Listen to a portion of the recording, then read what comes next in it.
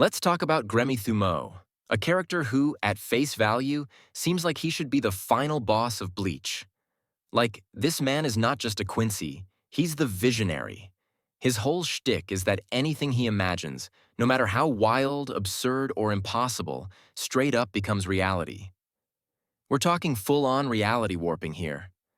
Most villains in anime need to throw hands, use a sword, summon monsters, or at least charge up some dramatic energy blast. Gremmy? Nah. He just vibes and imagines you turning into Swiss cheese, and suddenly, you're leaking. That's it, game over.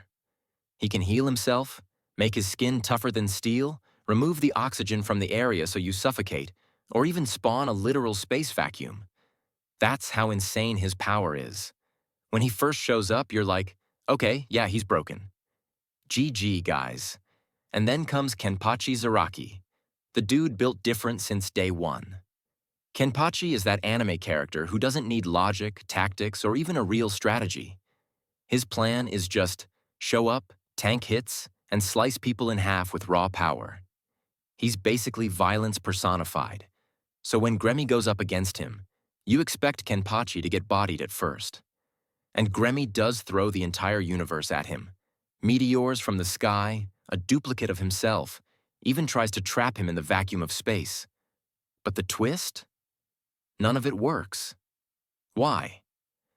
Because Kenpachi doesn't imagine himself losing. He doesn't doubt his strength for a second. And that's the core contrast between these two. See, Gremmy's imagination isn't like some perfect creative tool he controls with precision. It's more like a double-edged sword taped to a blender that he's kind of steering. His imagination is so strong that it overpowers him. It's involuntary, it's chaotic, and most importantly, it's reactive. The second an intrusive thought creeps into his brain, it becomes real. That's where the pink elephant analogy comes in. Like, I dare you not to imagine a pink elephant right now. Your brain already did it. It's human nature. And Gremmy, despite being this god-tier Quincy, isn't immune to that basic flaw of consciousness. He can't stop imagining things he doesn't want to happen. And that's the catch. During his fight with Kenpachi, he starts getting desperate. He starts imagining himself being hurt, overpowered, and even dying. And guess what? His body starts to fall apart, literally. Bones snapping, blood leaking, flesh tearing, all because his imagination, the very thing that made him so dangerous, turns against him. He thinks about losing, and so his reality bends around that thought. He doesn't get defeated because Kenpachi cut him down.